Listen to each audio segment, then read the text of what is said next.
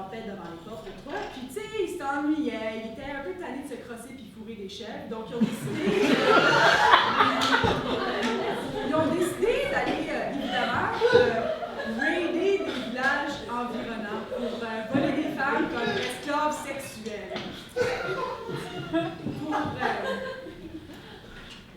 Un jour, un vieux monsieur devant Agamemnon et lui dit Grand roi, remets-moi ma fille Chryséis, et en échange, je te couvrirai de richesses. Et là, Agamemnon il a dit Garde! Mettez-moi ça à porte! Je te maudirai! Ah, c'est ça. Mais là, de manière inexplicable, les soldats grecs se sont mis à mourir un après l'autre, après l'autre.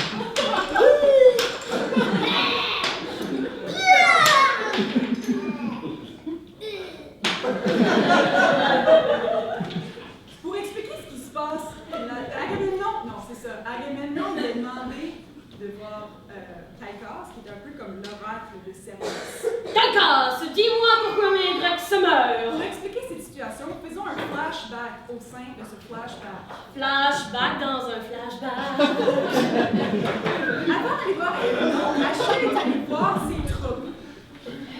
Y a-t-il un oracle dans la place qui sait ce qui se passe ici?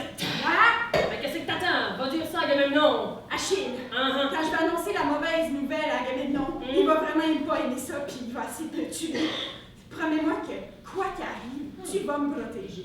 Comment savez-vous qu'il va vouloir vous tuer? Je suis un oracle, vierge! Oh, pardonnez-moi! Faites de moi comme pour vous savez. Bon, retour au premier flashback. Premier flashback! Caïcas, dis-moi pourquoi mes Grecs se meurent! Ben, tu sais, quand il y a un vieux monsieur qui a débarqué et puis il voulait que tu remettes sa fille Chryséis, c'était un prêtre d'Apollon puis il t'a maudit puis il a semé une malédiction parmi tes soldats grecs. C'est ça qu'il voulait dire quand il a dit « je te maudirai ». Ouais, c'est ça. La seule manière de vaincre ce fléau, ce serait de remettre Chryséis à son père. Maudit oracle! Tu me donnes jamais des bonnes nouvelles! Attends une minute! Savez-vous, Caïcas? OK. Achille, que faites-vous? J'ai promis de protéger Caïcas au péril de ma vie. Ah ouais! Bien, si c'est comme ça, je rends Chryséis à son père. Mais en échange, je m'empare de ton esclave, Briséis la Vierge! Non, pas Briséis la Vierge! Y a-t-il juste moi qui trouve ça weird que Briséis soit vierge? Non, pas Briséis la Vierge! Puis, c'est ainsi, on se bat pas, moi et mon armée de Myrmidon. Fine! On n'a même pas besoin de vous! Anyway! Puis Myrmidon, c'est un nom de moumoune. J'allais juste te bouder pour une semaine, mais là c'est pour de bon. On se bat pas, moi et mon armée de Moumoun. Fine! Retour à la réalité du maintenant. Réalité du maintenant! Agamemnon, il a décidé que c'était le temps de s'excuser à Achille, donc il a demandé de voir Ulysse, qui était un peu son bras droit. Ulysse, il avait volé beaucoup de chevaux troyens. Merci pour le cheval, Ulysse. Je l'appellerai Toutoune. Ulysse, il est temps de faire la paix avec Achille. Va lui rendre les chevaux comme offrande de pardon. C'est fou qu'il voit les chevaux, ça. Écoute, on t'inquiète au terme, on fait ce qu'on peut.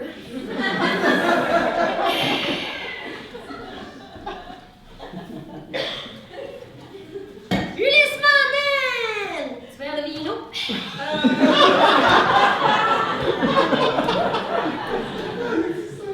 Non, Achille, en fait, je t'amène des offrandes d'Agamemnon comme guise de pardon, tu sais, les chevaux. C'est fucking pas des chevaux, ça. Ouais, Je ne bougerai pas tant que je n'aurai pas reçu des excuses de la bouche même d'Agamemnon. Bon, ok, bon, je cherche. Hey! Agamemnon! Ouais, faut que t'ailles voir Achille en personne. Oh, ben, tabarnak! Hey! Achille! Tu vois ça? Tu sais, je t'ai jamais dit ça, mais je trouve ça pas mal cool, ta relation avec ton cousin. Julie!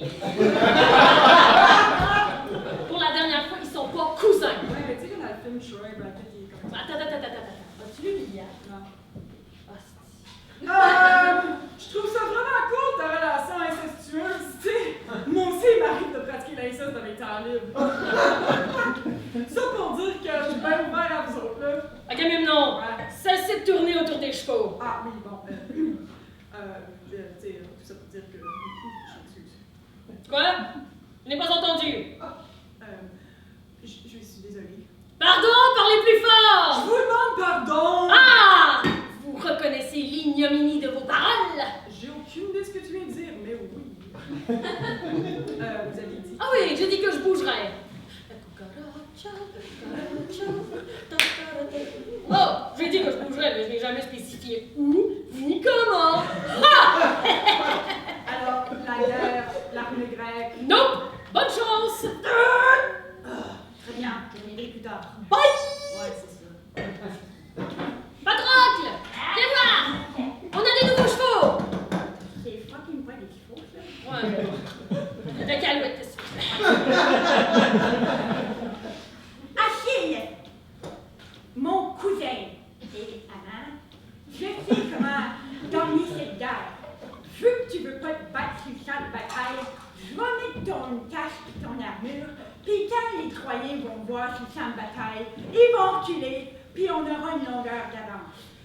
Il n'en est pas question, Patrocle, amour de ma vie. Tu m'es trop précieux. De toute façon, Agamemnon, c'est juste un parfum. Nous repartirons sur notre flotte dès l'aube. D'accord, Achille, mon ami d'enfance avec lequel j'entretiens une relation privilégiée. Ok, on a compris, vous fourrez! Ta gueule, Cassandre! Puisque c'est comme ça, je m'en vais me coucher. Oh, Patrocle! Et j'ai mal à la tête. Mais Patrocle! Je suis dur comme du bois! J'arrive dans une minute!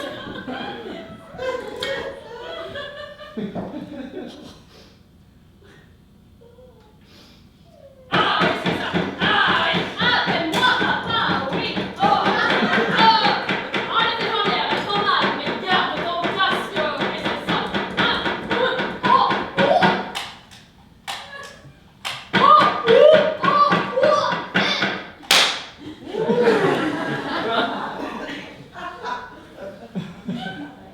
Une fois que Patrocle arrive sur le champ de bataille, les Troyens reculent de peur. Sauf Hector, le plus brave. Oh, merde! Oh! Hector! Hector! Ne va pas sur le champ de bataille, je peux le voir dans l'avenir, il va arriver quelque chose de vraiment terrible! Hector! Descends! Quoi? Ta gueule! Faut que j'aille me battre! Tragédie! Hostie de folle! Achille! Hector, Hector! Je te défie en duel! là, j'assène le premier coup. Garde. Oh, not fair! J'assène le deuxième coup! Ouais. Bam! Aïe, j'assène le troisième coup. Garde. Ah! J'assène le coup de grâce! Ouais. Bam! Fatalité. Ha ha! On a gagné! J'ai vaincu Achille! Je vais mettre au casque! Ha ha ha! La victoire est à nous! Ah! Ouh! Mais, c'était pas Achille! Nous sommes perdus! Vite, tous à toi! Mais, où est mon casque? Patrocle! Patrocle! Patrocle! Achille, Ah oui! c'était Hector.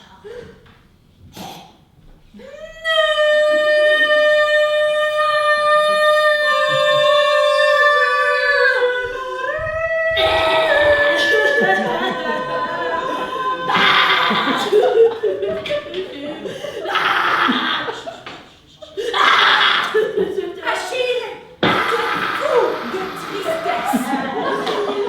Mais après, ils sont ressaisis. Mais après mourir, ils sont ressaisis. Ils sont ressaisis. Vengeance! Mon casque! Alléluia! Je vois tout croche. Place le casque. Replace le casque, s'il te plaît. Attends une minute. Alléluia! Et voilà. Achille était pas mal fucking pissed, donc il s'est dirigé à toi pour se venger contre Hector. Hector! Hector! Hector! C'est Achille! Hector, descends te battre!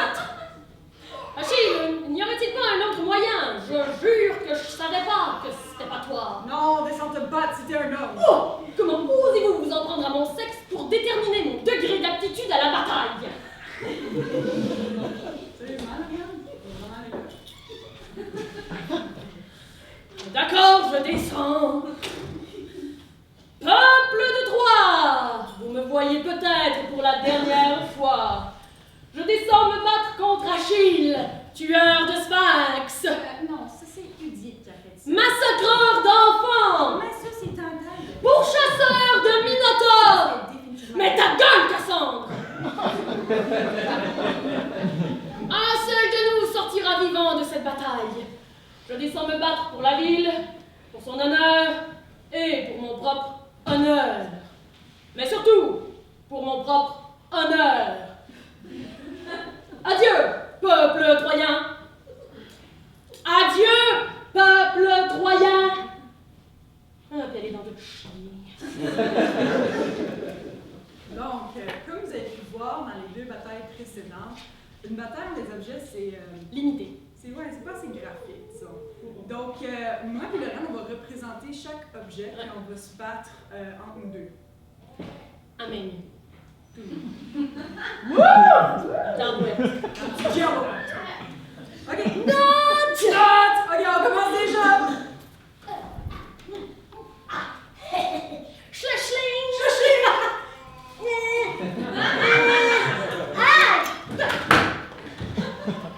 Schlechling! Fusée. Schlechling! Arc à flèche. Oh! Schlechling!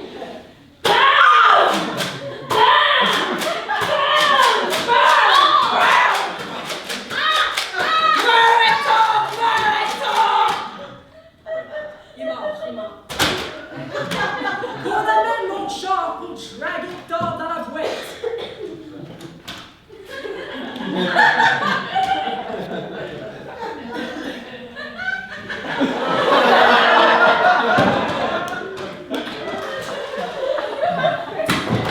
Ça, c'était de la grosse merde. Priam avait tout vu. Il s'était effondré de douleur. Il se déguisa et alla undercover jusqu'au camp d'Achille pour retrouver le corps d'Hector.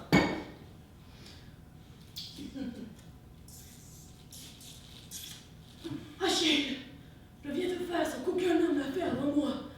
J'ai embrassé les pieds du meurtrier de mon fils. Qui es-tu, vieil homme? Je suis Priam, roi d'Ilion et père d'Hector. Que veux-tu?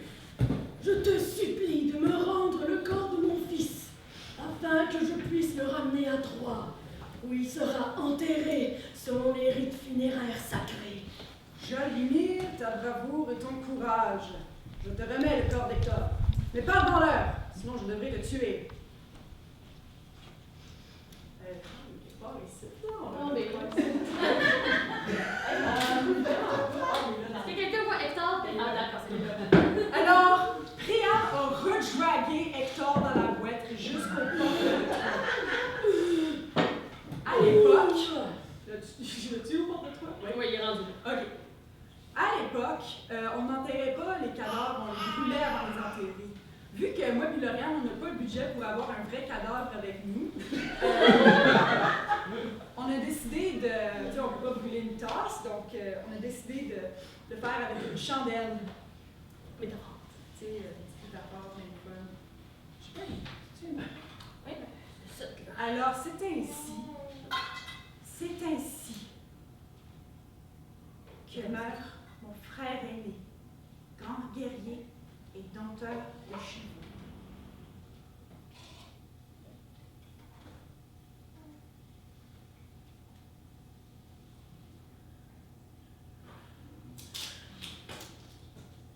Non, non, non!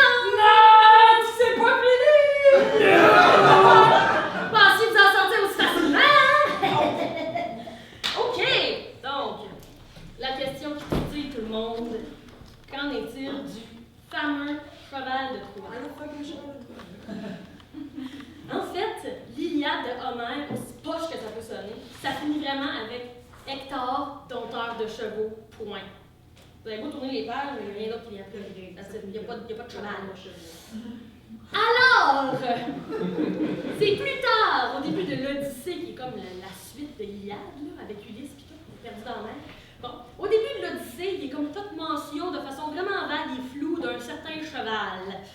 C'est plus tard, avec des poètes comme Virgile, que l'histoire du cheval de Troie a vraiment été développée de façon beaucoup plus détaillée.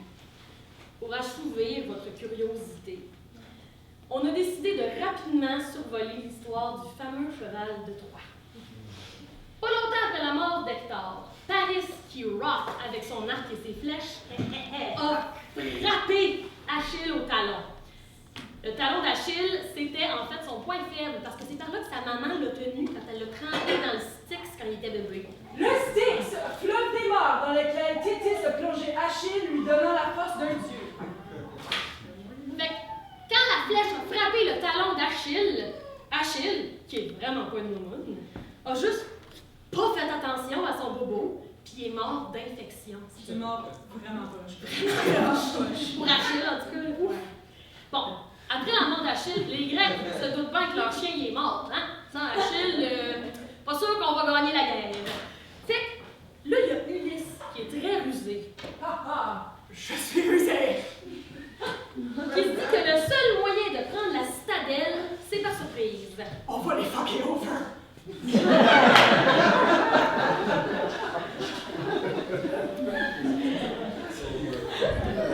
Donc, Ulysse a l'idée géniale de faire semblant que les Grecs se sauvent.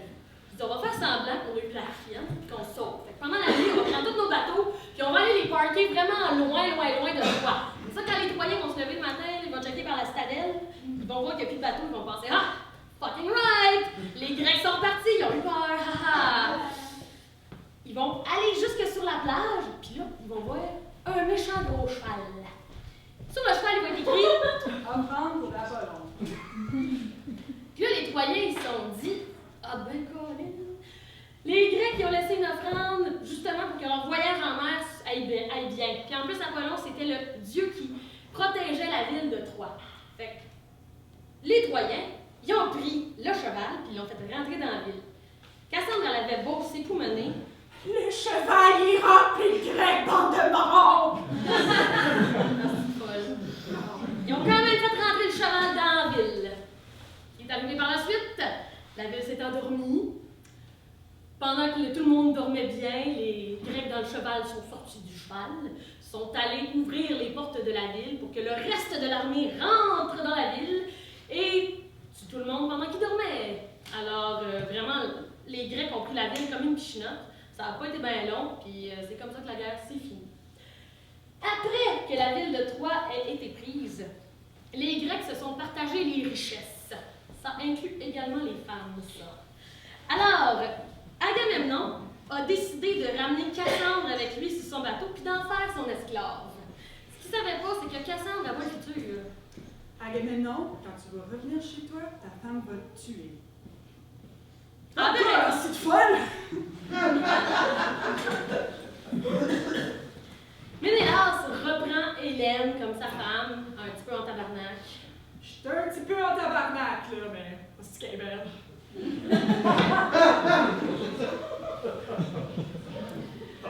Donc après tout ça, Agamemnon retourne à Mycène, arrive dans la maison, fait « Chérie, je suis là » et sa femme le tue. Ménélas reprend Hélène, part sur les flots et se perd en mer pendant 8 ans. Ulysse embarque sur son bateau et se perd en mer pendant 10 ans, se fait même capturer par la déesse Calypso. Donc ça, c'est toute l'histoire de l'Odyssée, la suite. Les Grecs laissent une ville en flammes derrière eux, sauf qu'ils ne rejoignent jamais la leur. Ils gagnent la guerre, mais ils n'en profitent pas très très longtemps. Toutes les richesses de Troie se perdent en mer avec les bateaux. Alessandro Baricco, dans son adaptation de l'Iliade, dit de l'Iliade qu'elle est un monument à la guerre. Il dit, entre les lignes de monument à la guerre,